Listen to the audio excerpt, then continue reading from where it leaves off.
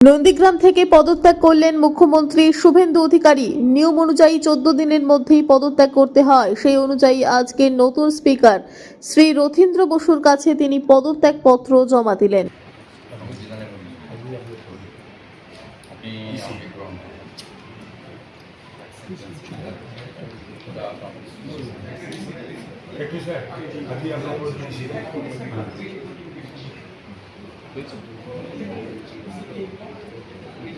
নন্দীগ্রামের প্রত্যেকটি ভোটারের কাছে আমার আবেদন, বিধায়ক অন্য কেউ নির্বাচিত হলেও দায় দায়িত্ব, স্বপ্ন পূরণ, আশা ভালো রাখা, ভালো মন্দে থাকা, উৎসব উন্নয়নে থাকা, বিধায়ক পরিষেবা কার্যালয় সহ সমস্ত রকম পরিষেবা আপনারা পাবেন। আপনাদের বন্ধু শুভেন্দু আপনাদের সঙ্গেই থাকবে।